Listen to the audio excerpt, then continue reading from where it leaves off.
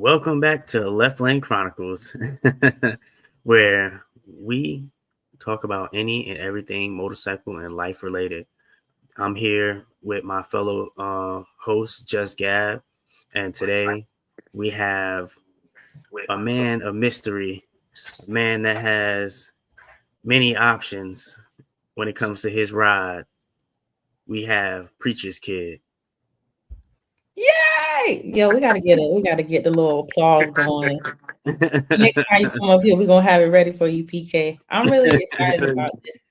Yeah, man, he got everything going on over there. He got the bikes, got the Jeep, and we're gonna talk about your hobby. So I'm ready to get into it.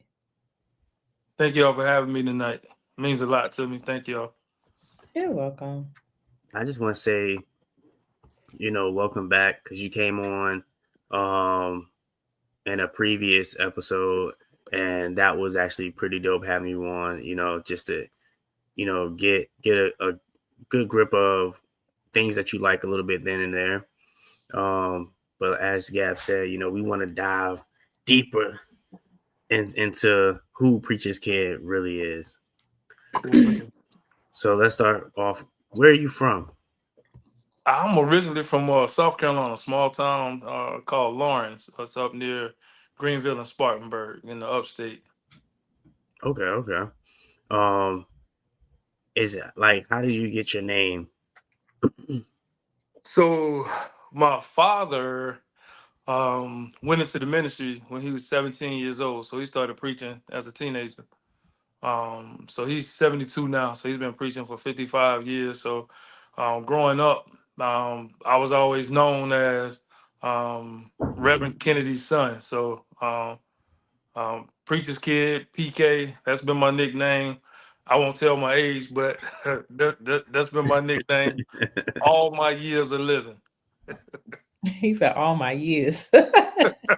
So is that like something that that you got into as well, or? So it definitely shaped who I am as a person. And as far as the to answer your question directly, I'll say stay tuned. Okay. So Feel good shorts 147. What's going on? okay, I'm glad you knew what I didn't know what that was. That's why I didn't say anything. I didn't know what the WSG was. So I just learned something new today. What's good, man?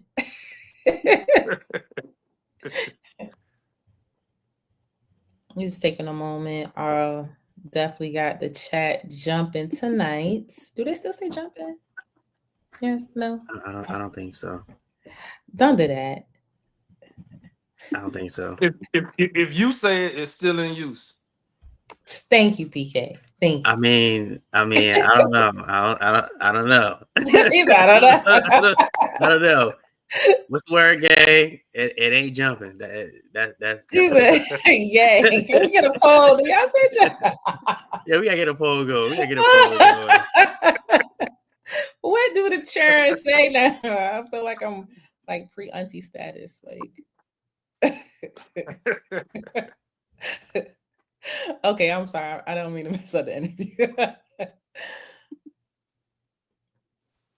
I'm not sure who Feel Good is referring to. I don't know who Smith is. There's a lot of gang activity in the chats, though. Yeah, I know, right?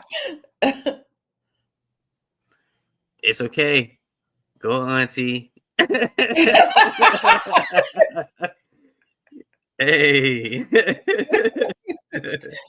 Thank you. Okay, all right. I'm done playing, y'all. All right. The chat is live today. I like it.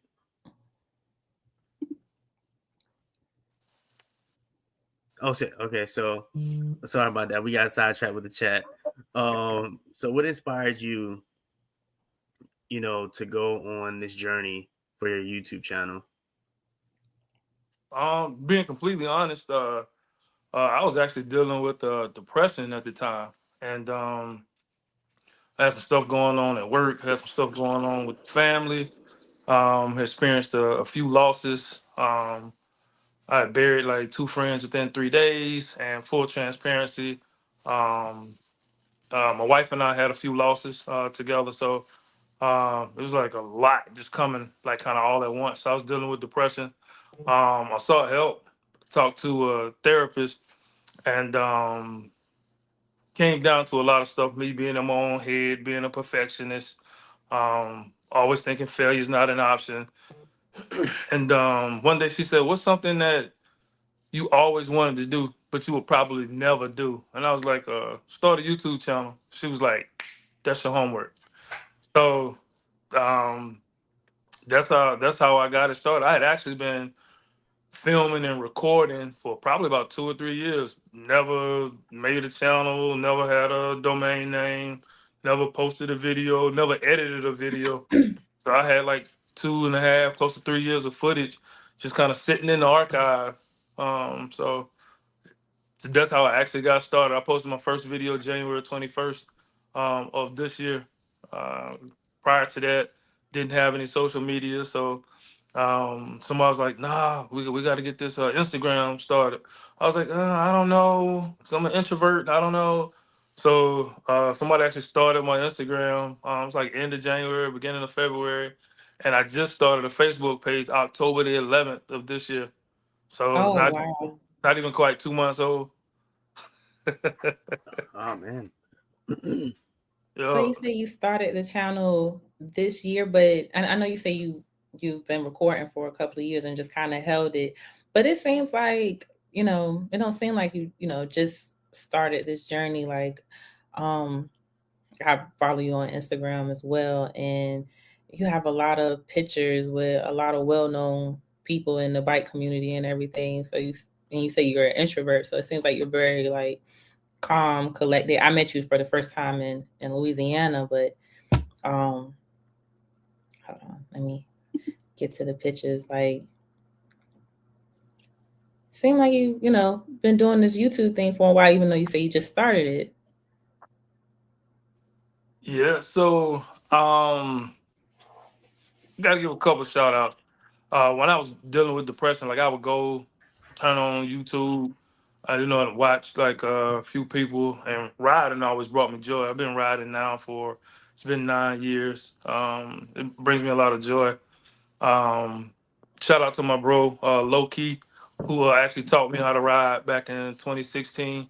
But I would watch different people's channel. I would see Trouble 2 times in Trouble. You know, he always come in and he used to say, YouTube, what's going on, baby? Yeah. Right? And then he would go through. I'm not imitating him. I'm just saying. But then he would go through. Hope you're having a great day, in good spirits, in good health. And it resonated with me. It was his kind of his moniker, but um, it really touched me to hear him say that, right? And Mhm. then GQ, like I would see his videos, and honestly, it was just to me, it was like I could feel his loss. I could feel his pain through his videos, and I was like, man, in a lot of ways, to me, it looked therapeutic because he was honoring and embracing his loss, right? And so, Yeah. and I'm not speaking for him. I'm just saying that's what it looked like to me. Um, Wanting to, and all the stuff you see me doing on the channel, it was stuff I was doing anyway. I just had the camera rolling, or Mhm. actually built up the courage to actually post the videos. So when you see me like on the boat with my daughter cutting up, like that's Yeah. us, right? We're just two clowns together, right? Yeah. I'm the couch potato and she's the tater tot, right? So we just two clowns together. You see me in the garage tinkering on something, that's me. Trying to figure stuff out. I always love puzzles. I like getting my hands dirty. So yeah, everything you see is actually me just turning on the camera, but doing what I was going to be doing anyway, whether the camera was rolling or not. I just have the Mhm. courage now to post a video every so often. Okay. So, with that being said, you know, what what also inspired your riding journey? Like, what inspired you to get into bikes, and why did you choose the ride that you chose? Man, so um, and my family will laugh when they hear this, but um, I've been classified and labeled a nerd kind of all my life, right? So I was a straight A student, honor society, Beta Club, went to college on a full academic scholarship, kind of walked on in a few sports. So like even when I graduated college, I went to jump off one of my aunt's cars one day. The battery was dead. She's like, "You know how to do that?" She's like, "I'm 24-year-old grown man. Yes, ma'am. I know how to jump off the car, right?" And so I always wanted.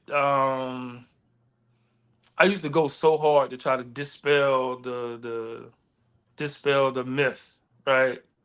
And I just wanted something for me, something that brought me to peace, freedom, and you have to be locked in that moment, right? Because if you're not fully focused and not locked in, it could be a bad day for you, right? On two wheels. So Mhm. my first bike, I'm actually on my fourth bike. My first bike was a 2003 Yamaha R6. I didn't have a garage at the time. Got it from a friend, so I didn't have to finance it, and I just kind of gave him some money as we went. And shout out again to my bro Low Key. He let me keep it in his garage. He had a townhouse at the time, and I would go after work and just do laps in his neighborhood just to build my comfort level. Yeah. Um, so I did that, and then I got a different job, and I bought my house. And I was like, you know what? I want to go get something that I'm proud to show up at the bike night with. So I went and got a 2016 Kawasaki Ninja ZX14. Uh, love it, love it, love it, love it. Special edition, the matte metallic carbon gray color. Love it, love it, love it. But being 6'3" is tough to stay tucked after a long period of time, right? So and then I had a knee replacement in 2022 on my left knee. And I said, you know what? And again, I'm not gonna tell my age, but I had a milestone birthday, and I said, for that particular birthday, I was gonna get me a road glide, and I chose the road glide um, for a number of different reasons. It handled to me like a sport bike with no weight on the front forks. It cuts through the wind to me, similar to my 14, and I had enough room to stretch out. I can spread my legs out on the highway pegs and just kind of enjoy the ride. And then I went and got a project bike. So I went and picked up a '09 Night Rod Special that I got in the lab that I'm trying to customize. Okay. Okay, you right on with these with your answers. You got handlebars and cigars. He asked, "What made you choose HD as your bike of choice?" But you kind of went down the line of how you transition from bike, your different bikes and everything like that. And I think that's still. I think. I, okay, I lost my thought. I was gonna say something about one of your bikes, but I'll come back to that. So that is, I think that is a good question. What made you choose Harley Davidson as your bike of choice? So I had seen a few different bikes, and I had gone to a number of different like motorcycle stores. I would go in, I would spend hours and just sitting on different bikes. I went to like the Triumph store, looked at a Speed Triple. I looked at the Kawasaki Vulcan. I looked at a number of different bikes. When I went to the Harley dealership, they actually, I didn't feel invisible. Like the customer service was great. People were like, sit on it. You go to some motorcycle stores and it's a sign, do not sit on bike. you know. And I'm like, well, that's kind of why I came. You don't go to the mattress store and not lay on the mattress, right? Yeah. So, you don't go to a car dealership and not sit in or test ride the car. So just looking at other people's channels and seeing like the comfort level that most people were having, and then it's probably one of the most customizable bikes that are out there. I think all three of us have road glides, but they all three look different. If you set them in the parking lot, they would all look different. So even if everybody puts their own spin on it, and Yeah. HD to me was just the it's kind of like the perfect verse over a tight beat.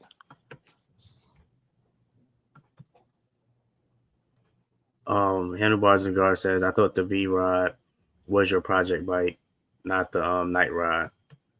So the V Rod it's a V Rod Night Rod special. It's a Night Rod special, but it's in the V Rod family.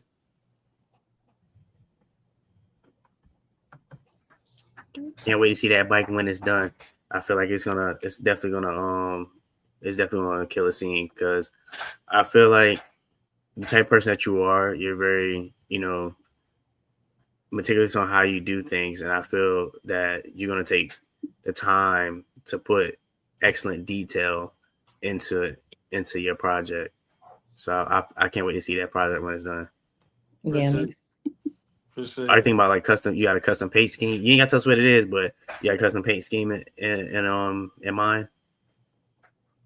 I do. I have two in mind. I hadn't settled on one yet. I did a short a little while ago where I had just got the custom airbox cover in.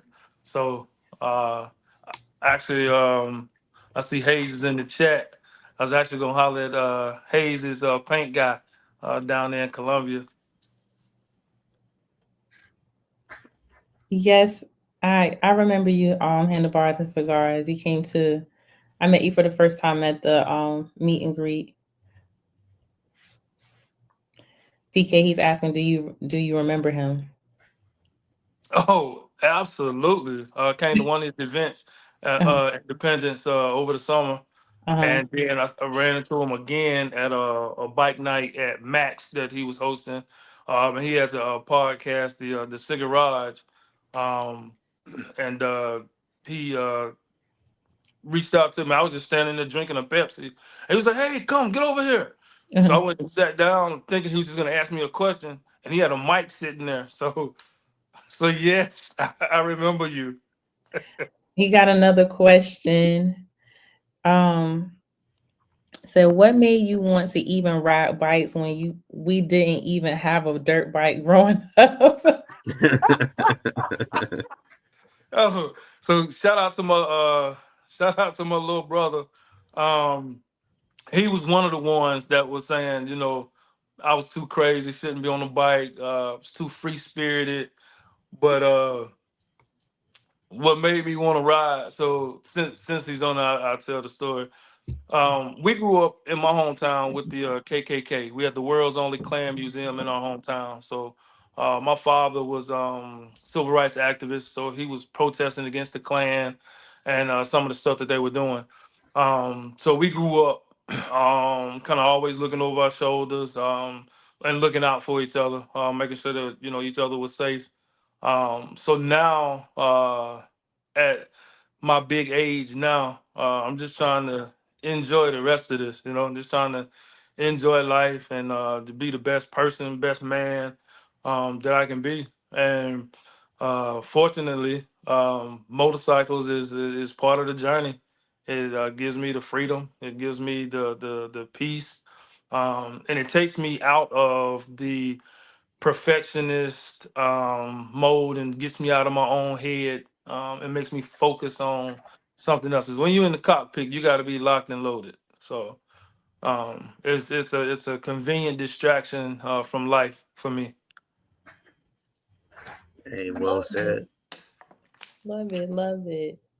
I'm gonna share So some pictures. you say that again. Oh, I was saying, go ahead. I was just gonna show one of his pictures. Oh, go ahead, share the picture. That's fine.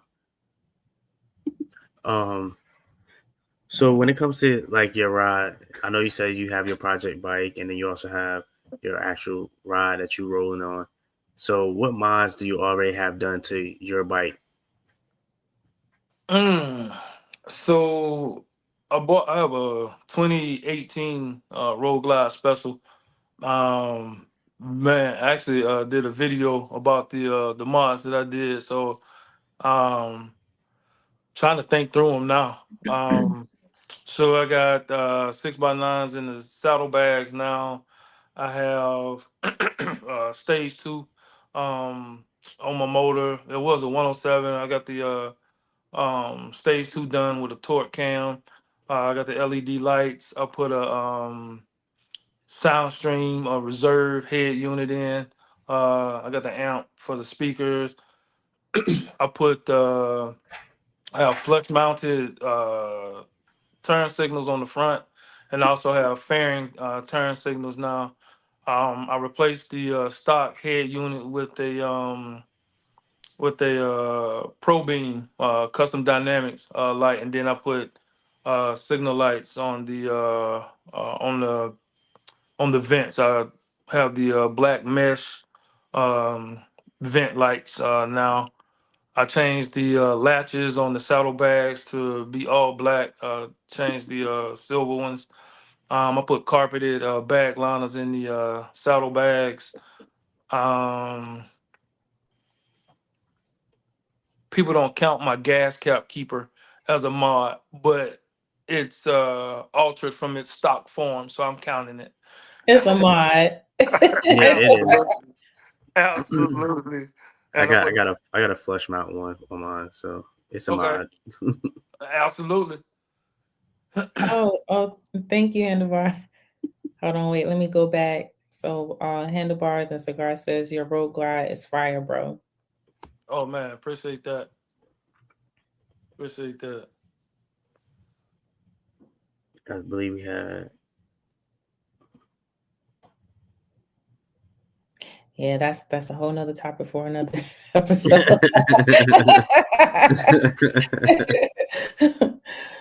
Yeah, that's another topic for another time. I will So say real quick, I saw Hayes' comment. I will say that Y'all see. Hollywood did do a movie about my father. It's called Burden. It came out in 2020, right when COVID hit, so it didn't get a lot of airtime in the theaters. But Forrest Whitaker actually plays my father. Usher plays one of his deacons. And if you watch closely, you'll see me and my family. We got to be extras in a few of the protest scenes. But it's on Amazon Prime now. Oh, yeah, yeah, we're we gonna have to need check you it to, out. yeah, check it out if you can. Put that in your story so we can see it. Will do. Thank you, thank you. Yes, ma'am. So to get back to you and riding. So what would you say your riding style is? Are you more of like the long distance, city cruising or group rides? What is your Man, I'll be 100% honest with you, man. I'll take any ride, almost any ride that I can get. So I think they all come with their pros and cons. Uh, Obviously, group riding, you're not familiar with everybody's riding style, but I love to show up in numbers. That was fun. The group ride over Lake Pontchartrain at Unleash the Peace too. Man, I got that. It almost felt like I don't know, man. It almost felt like we were taking over the world, and we were just going from Slidell to New Orleans. But it was an amazing feeling to be surrounded by that many people. Um, and also, I do the Run to the Hills. I've done it for the past 2 years with Traveling Tall in Knoxville, and I know 2024 it was like 400 bikes, like we all lined up riding in a caravan with a police escort. That was amazing too.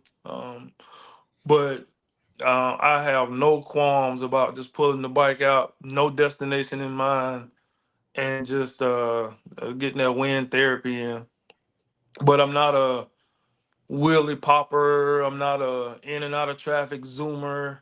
I got a family I'm trying to get home to. So around Yeah. about second, third gear, all the stress melts away. So, and for the majority of my riding time, it's just been me and my bro low key, for the most part. But the more I meet more people and find different events to go to. It's cool just meeting different people, and the bike is already the icebreaker.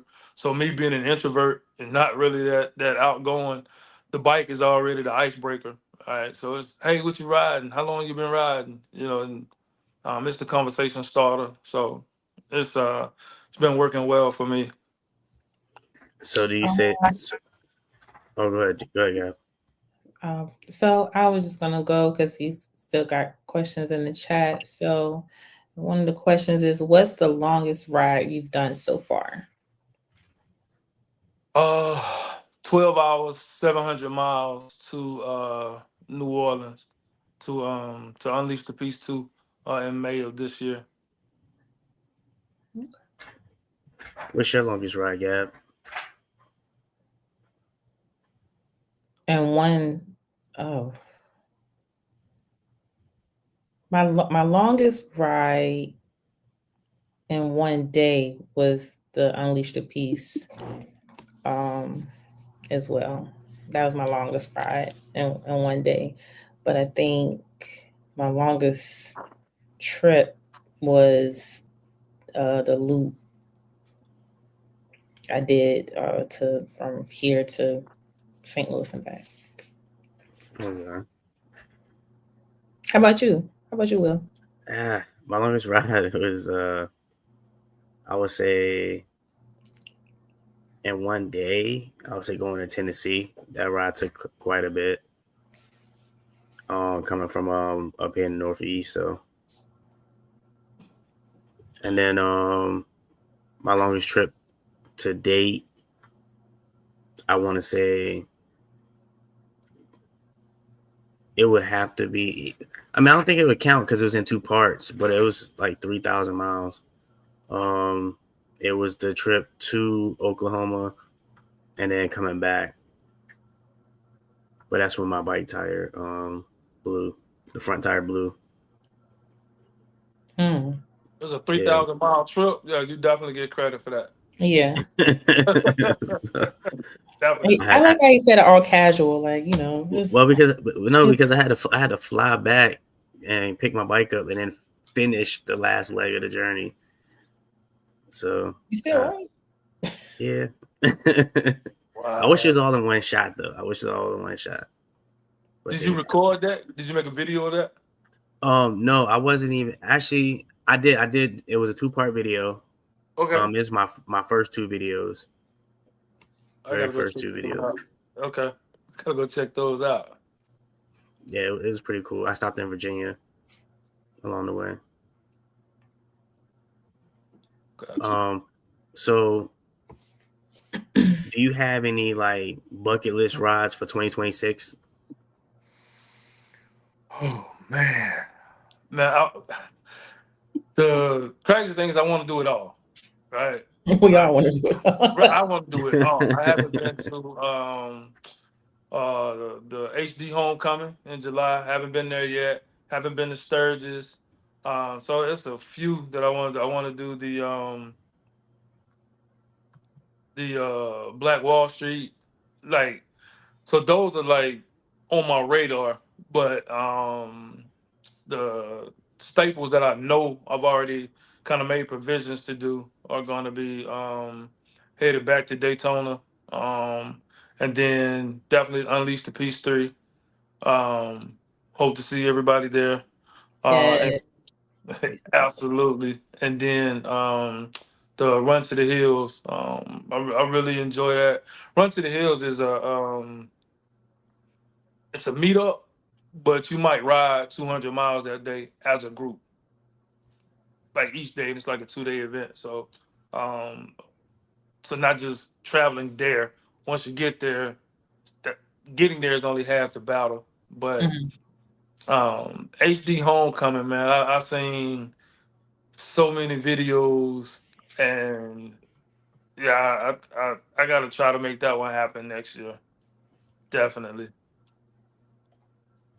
Yeah, I feel the same way. I'm looking at the calendar. I'm like, man, so much stuff going on, and it's like after April, it's like they just start like coming back to back to get back. So it's like you got to pick and choose, what you can do. At least for me, I can because I have to put that PTO in. So yeah. Right.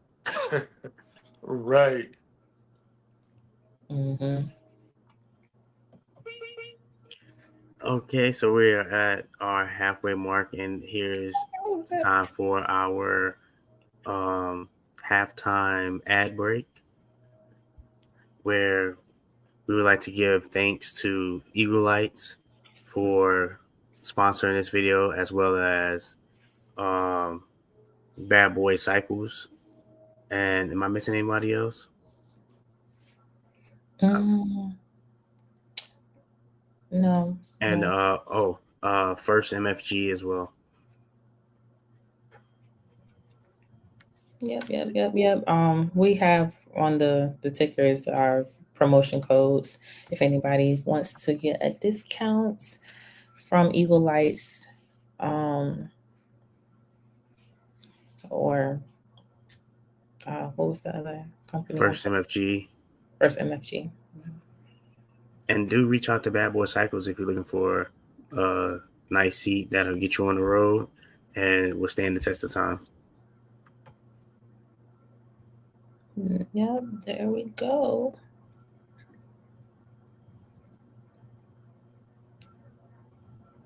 And if you guys need these codes again, don't worry, we'll show them at the end of the before we get out of here.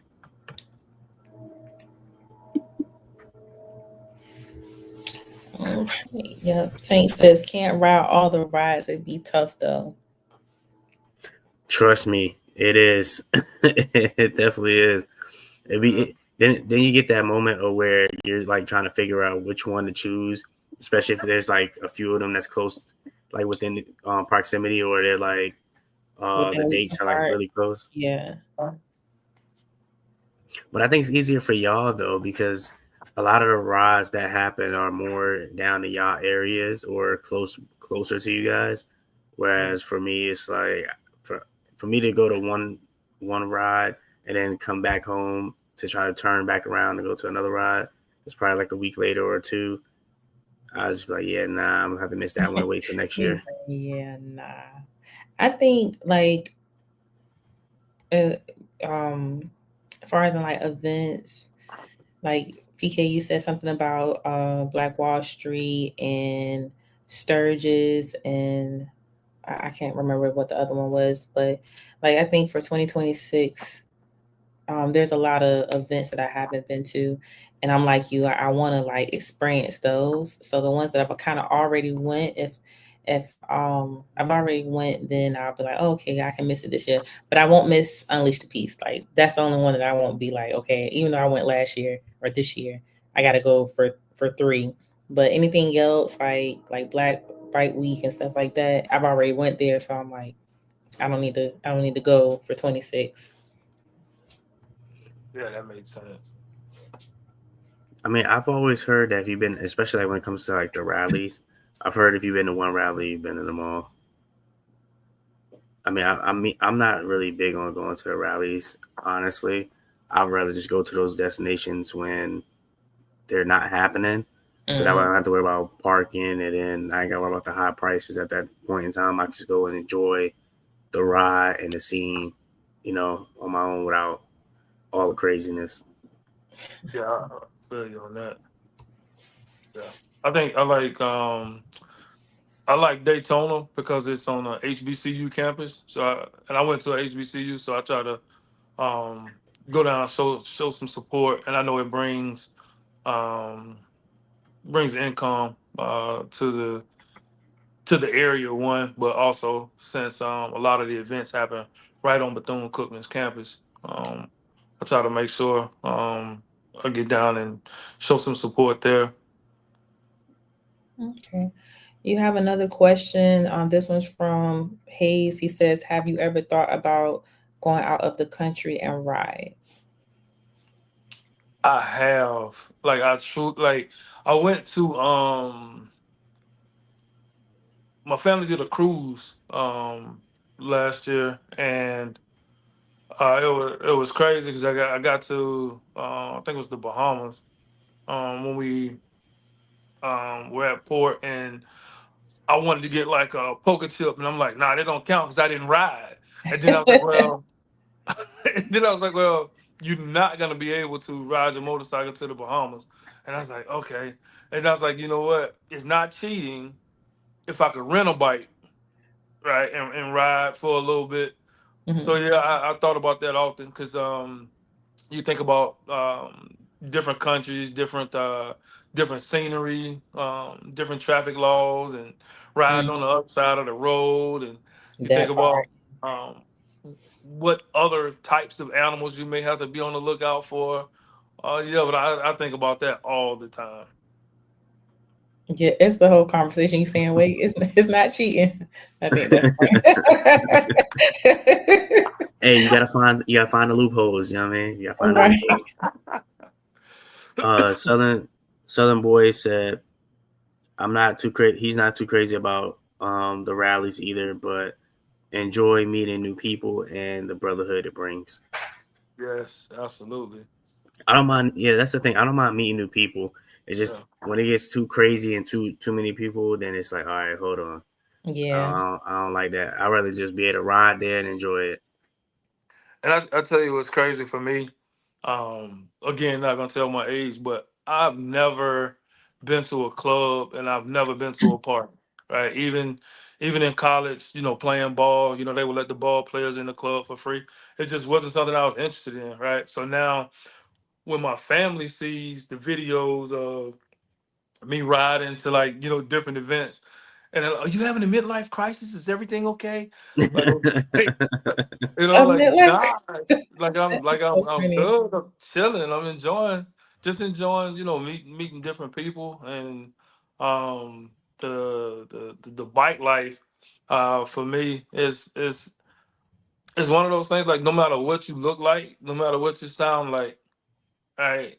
It's still a fraternity, it's still a brotherhood and sisterhood, right? It's just a camaraderie.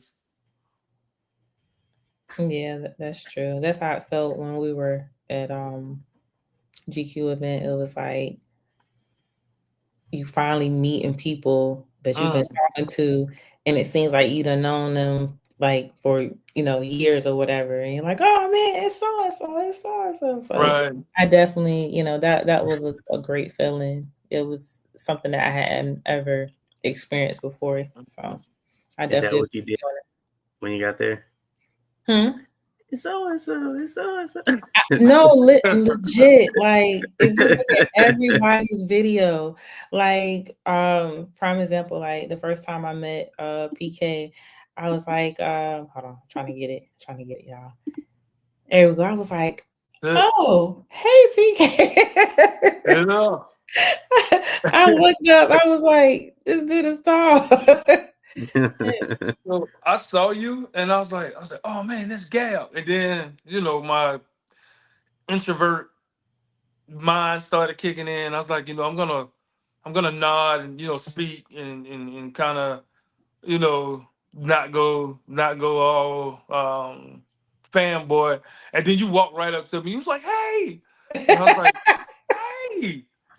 But it was but yeah, you kinda but your personality shows like in your videos, like the uh just a genuine connection with people, period.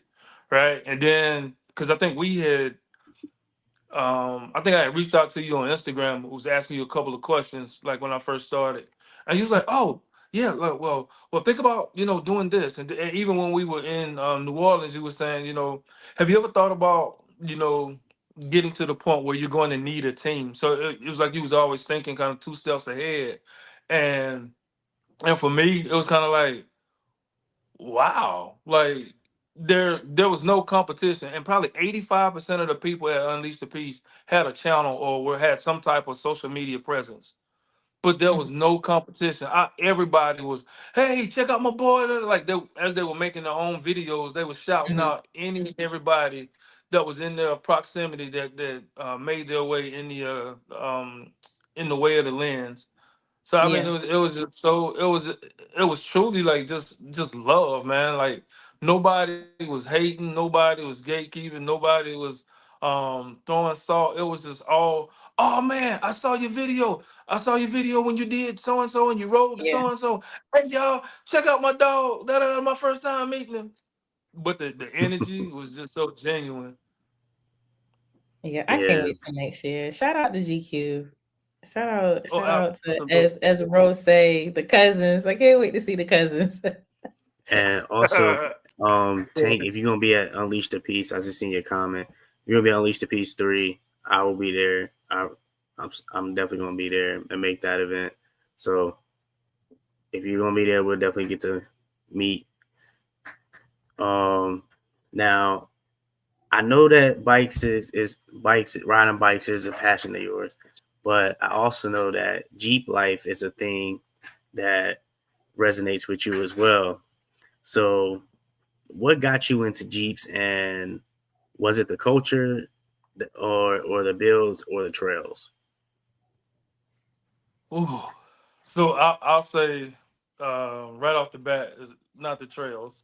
I see like honestly, I see people spending so much money in the Jeeps, and then they'll go on the trails. And I've been invited to like Uwari and a few other places, and I keep talking like, man, like I would love to go, but I got to ride with one of y'all because when I get back after the weekend is over, like my Jeep got to get me to work on Monday.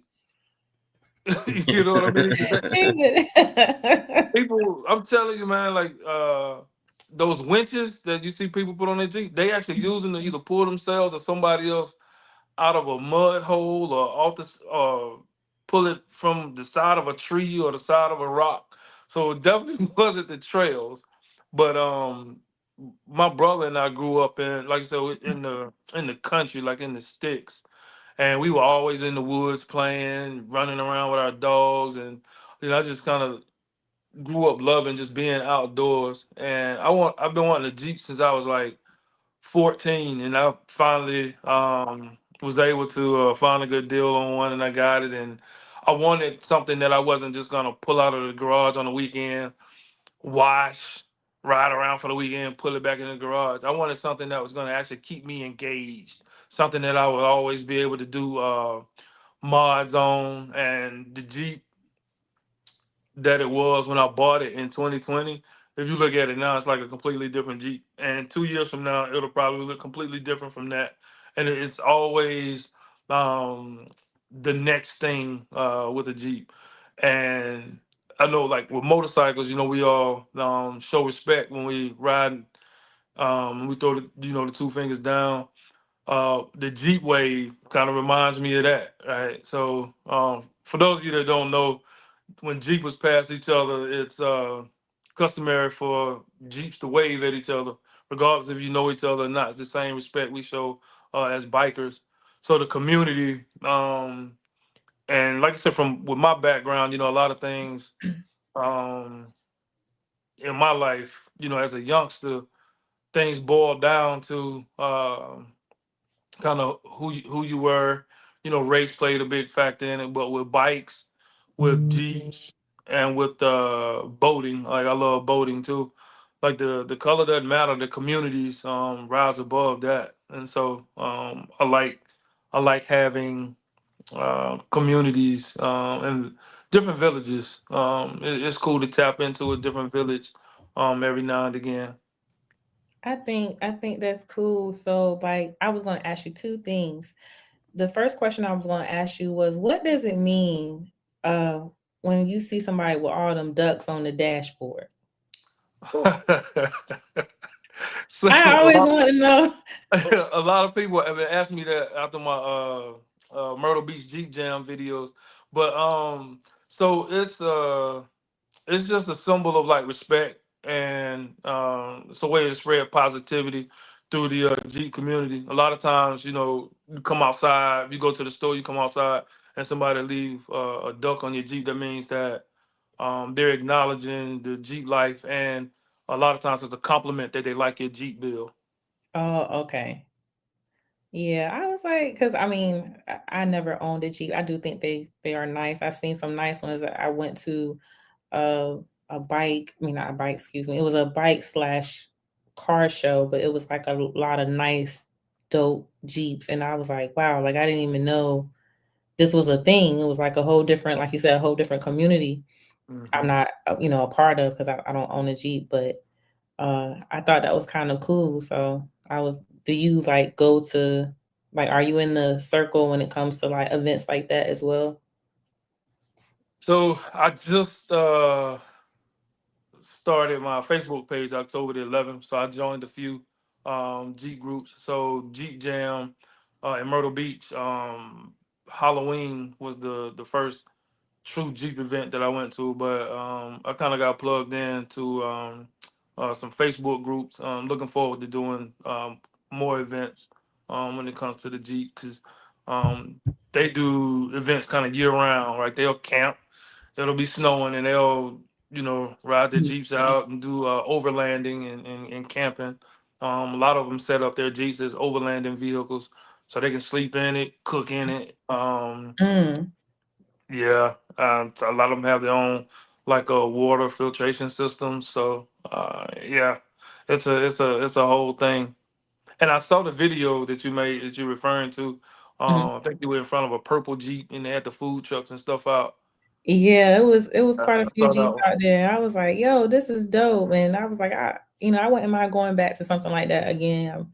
Just to look, because I mean, everybody creativity and everything was showing. Kind of like you say with the bikes and stuff. You can have a road glide, and everybody put their own spin on it. So that's what I saw when I went to that event. I thought that was cool. So what is your Jeep model mods and the future plans? Ooh, so I have a 2016 Jeep Wrangler Unlimited Sport.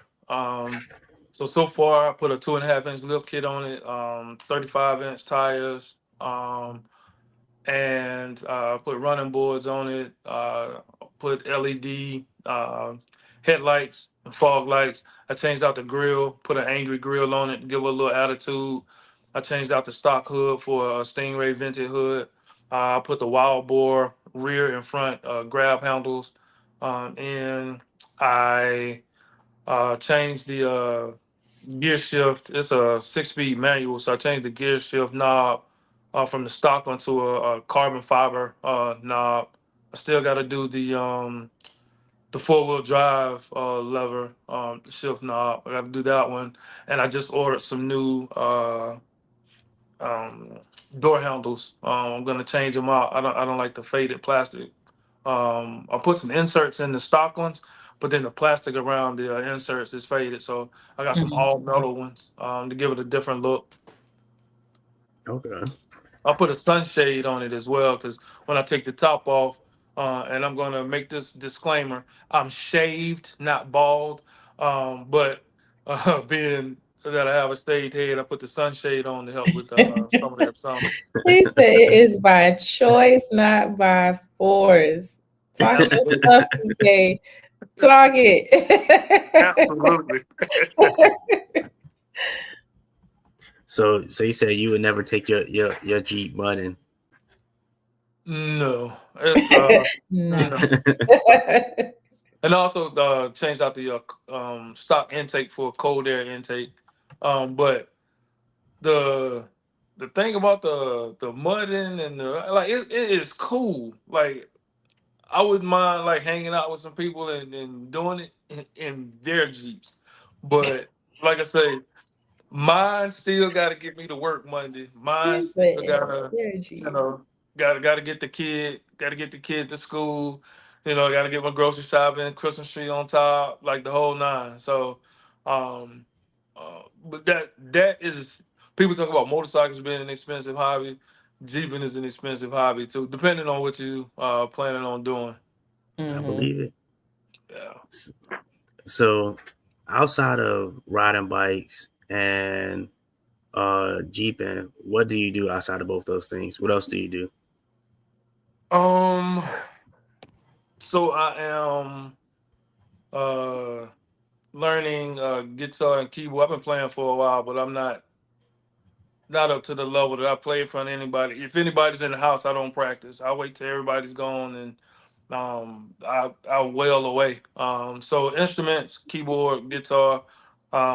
I'm real big on. I'm in two men's Bible study groups, so I'm real big on my faith.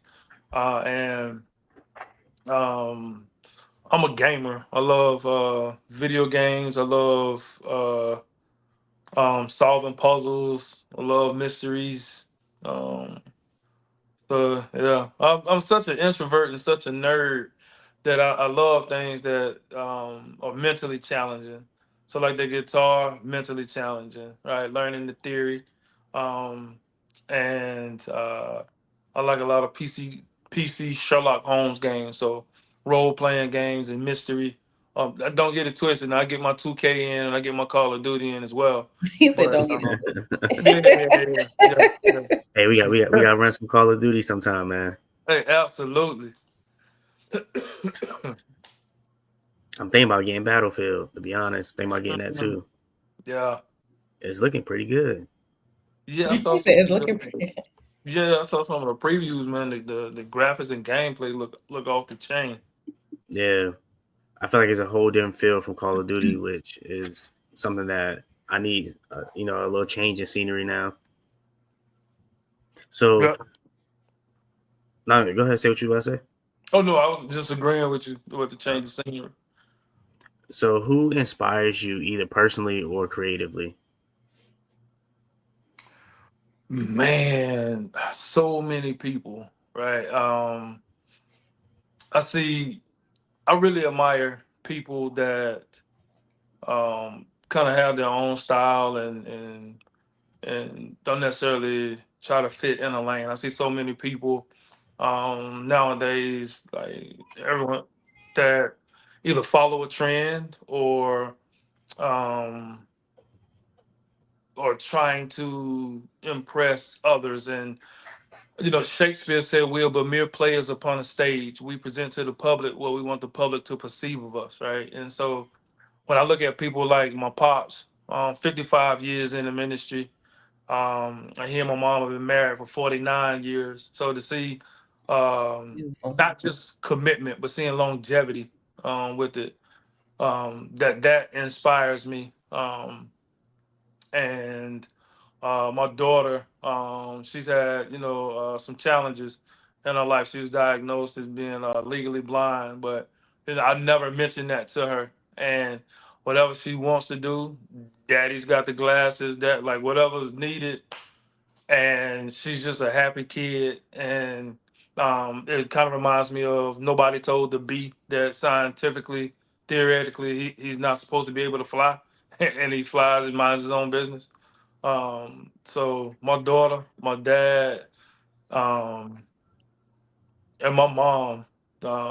Shout out to J Marie. She's a trooper. I watched her chop wood. She's ambidextrous. That's where I get it from. And she chops wood left-handed, right-handed. Like it doesn't matter. She will grab a shovel and sling gravel with the best of them. And I love her love for like her family. Right? You talk about being committed to a singular thing over 70 years. So like commitment, longevity, staying power, and just kind of um, a unique ability to be comfortable in your own skin, which is something I struggle with, admittedly. So I admire those traits in others. Um, so yeah, that's my list. Okay. And before we get out of here, Love it. and before we get out of here, I just I want you to be able to tell the viewers where they can find you at on social media. Oh, YouTube, Preachers Kid Chronicles. I'm on IG, Preachers Kid Chronicles, and Facebook as Deji Kennedy. Y'all heard it. And Gab, what about you? You got any events coming up? Anything new? No, I don't have anything coming up, you guys. Just want to enjoy this time. Holidays is right around the corner, so I hope everybody enjoys their family, get that rest that you need, drink water, you know, and just have, a good time. And I guess I'll go last.